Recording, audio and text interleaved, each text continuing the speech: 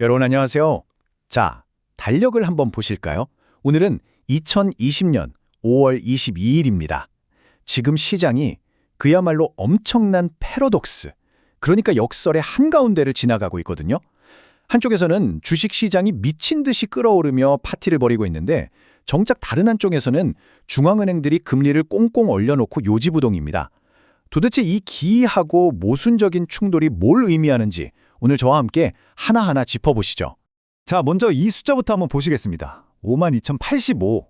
네, 맞습니다. 어제 뉴욕 증시 마감 지수입니다.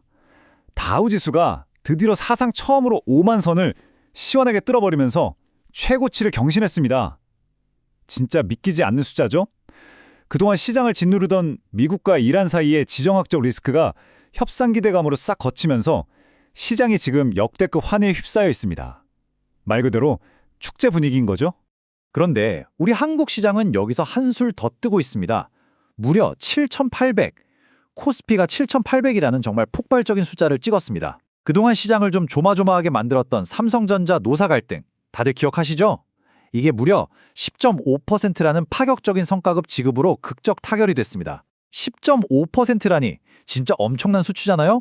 이 소식 한 방에 묵은 불확실성이 싹 날아가면서 국내 시장 전체가 그야말로 거대한 불기둥을 뿜어내고 있습니다. 좋습니다. 그럼 이제 진짜 중요한 핵심으로 들어가 보죠. 여기서 우리가 마주하게 되는 아주 기막힌 모순이 하나 등장합니다. 이렇게 주식시장은 연일 신기록을 갈아치우면서 축포를 쏘고 있는데 중앙은행들은 정작 꼼짝도 안 하고 했단 말이죠. 미국의 기준금리는 3.5에서 3.75%, 한국은행도 2.5%라는 아주 높은 금리를 꽉 쥐고 놔주질 않고 있습니다. 아니, 금리가 이렇게 꽁꽁 얼어붙어 있는데 주식시장은 왜 이렇게 펄펄 끓고 있는 걸까요? 오늘 우리가 풀어야 할 가장 큰 숙제가 바로 이겁니다. 자, 첫 번째 파트입니다. 금리 동결, 더 오래, 더 높게 현실, 바로 들여다보겠습니다.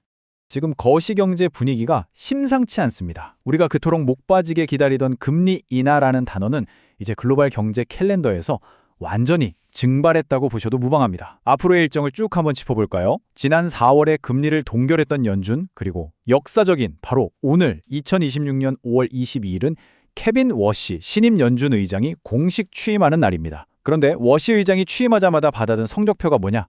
무려 3.8%라는 아주 끈적끈적한 인플레이션입니다. 상황이 이러니까 돈 냄새를 가장 잘 맡는 트레이더들이 어떻게 움직이겠어요? 다음 달인 6월 17일 회의에서도 금리가 동결될 거라는데 무려 98%의 확률을 베팅하고 있습니다. 2026년 올 한 해 동안 금리 인하는 단 한 번도 없을 거라는 게 이제 우리가 순순히 받아들여야 할 팩트가 된 겁니다. 한국은행도 연준의 깐깐한 기조를 그대로 따라가고 있습니다. 다가오는 5월 28일 금통위에서 2.5% 기준금리를 묶어둘 게 거의 확실해 보이는데 진짜 문제는 그 이면에 깔린 묵직한 경고음입니다. 글로벌 투자은행 바클레이즈에서 아주 섬뜩한 경고를 하나 했거든요. 최근 생산자 물가지수가 2.5%나 깡충 뛴 걸 근거로 하느니 오히려 선제적으로 금리를 덜컥 인상해버리는 이른바 테일 리스크가 발생할 수 있다고 짚은 겁니다. 확률은 낮지만 만약 터지면 시장을 완전히 박살낼 수 있는 꼬리 위험, 현재 물가 압력이 그만큼 장난이 아니라는 강력한 증거인 셈이죠. 그럼 두 번째 파트로 넘어가서요. 이런 폭발적인 상승장을 멱살 잡고 끌어올리고 있는 주역이죠. K반도체 ETF 붐에 대해 살펴보겠습니다.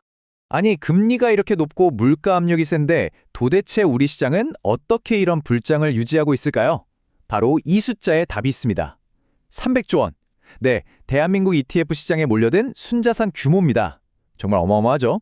그리고 이 거대한 돈의 블랙홀, 그 중심에 바로 반도체가 떡하니 버티고 있는 겁니다. 돈이 밀려 들어오는 속도가 진짜 말도 안 됩니다. KB자산운용의 라이즈나 신한자산운용의 SOL 같은 반도체 ETF들 보시면 상장하고 나서 고작 50여일 만에 순자산 2조 원을 가뿐하게 넘겼습니다. 여기서 제일 흥미롭고 또 무서운 포인트가 뭔지 아세요? 이게 외국인이나 덩치 큰 기관들이 끌어올린 장이 아니라는 거예요. 개인 투자자들, 그리고 특히 퇴직연금 자금들이 반도체 ETF로 미친 듯이 빨려 들어가면서 지금의 이 엄청난 광기를 직접 만들어내고 있는 겁니다. 솔직히 말해서 지금 이 내용 보시는 여러분의 연금 계좌도 이미 이 롤러코스터에 타고 있을 확률이 굉장히 높습니다. 그럼 사람들은 대체 왜 이렇게 뒤도 안 돌아보고 공격적으로 돈을 쏟아붓고 있을까요? 확실한 명분이 하나 있습니다. 바로 밸류에이션 디스카운트, 즉 우리 기업들이 너무 싸다는 논리죠. 지금 삼성전자랑 SK하이닉스 선행 주가 수익 비율 PER을 보면 6배 정도밖에 안 됩니다. 미국의 경쟁사 마이크론 테크놀로지가 9배 정도 대우를 받는 거랑 비교하면 턱없이 저평가되어 있다고 보는 거예요. 결국 한국의 반도체 투탑이 글로벌 AI 메모리 시장을 다 씹어먹을 거다라는 강력한 믿음의 바탕으로 이 밸류에이션의 틈을 메우기 위해 자금이 불나방처럼 뛰어들고 있는 겁니다. 세 번째 파트입니다. 화려한 파티 뒤에 숨겨진 치명적인 위험, 연금 속 트로이의 목마에 대해 이야기해 보겠습니다. 자, 지금부터가 오늘 분석의 진짜 하이라이트입니다. 앞서 우리가 환희에 찬 시장을 봤지만 그 이면에는 꽤나 소름 돋는 반전이 하나 숨어 있거든요. 우리 퇴직연금 계좌 안에 아주 조용하게 따리를 틀고 있는 거대한 구멍얘기입니다. 원래 퇴직연금 제도의 핵심은 노후 자산을 안전하게 지키는 거잖아요. 그래서 주식 같은 위험자산 투자는 최대 70%까지만 하라고 법으로 딱 막아놨습니다. 나머지 30%는 무조건 채권이나 현금 같은 든든한 안전자산으로 채우라는 거죠. 일종의 최후의 안전판을 만들어 둔 겁니다. 근데 현실은 어떨까요? 규제의 취지랑은 완전히 단판으로 굴러가고 있습니다. 투자자들이 일단 주식형 ETF로 그 위험자산 한도 70%를 꽉꽉 채웁니다. 그러고 나서 남은 안전자산 공간 30%에 뭘 넣느냐? 바로 주식하고 채권이 반반 섞인 채권 혼합형 ETF를 쓱 밀어넣는 꼼수를 쓰는 거예요.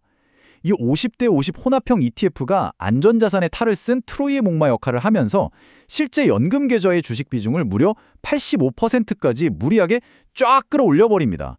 제도의 빈틈을 파고들어서 노후 자금의 리스크 한도를 극한까지 땡겨 쓰고 있는 아찔한 상황인 거죠. 그래서 이 사태를 두고 시장 전문가들은 진짜 심각하게 경고하고 있습니다. 가장 보수적이고 튼튼하게 지켜져야 할 우리 국민들의 노후 자금이 하필이면 변동성 끝판왕인 특정 반도체 섹터에 몰빵되어 있다는 사실. 이게 지금 우리 시장 한가운데 떡하니 방치된 엄청난 구조적 폭탄이라는 겁니다. 주식이 매일같이 오를 땐 다들 웃으면서 파티를 하겠지만 만약에 시장의 하락장으로 방향을 확 틀어버리면 어떻게 될까요? 그때는 단순히 주식 계좌 하나 박살나는 게 아니라 우리 노후 자금 전체가 한 방에 날아갈 수도 있다는 끔찍한 얘기입니다. 이 구조가 지금 얼마나 얇은 얼음판 위에 있는지 이 숫자들이 아주 단적으로 보여줍니다. 현재 우리나라 증시에 상장된 ETF가 한 1,100개 정도 되거든요. 근데 그중에서 무려 218개가 삼성전자를, 203개가 SK하이닉스를 핵심 종목으로 꽉꽉 눌러 담고 있습니다. 쏠림 현상이 그야말로 역대급인 거죠. 상상해보세요.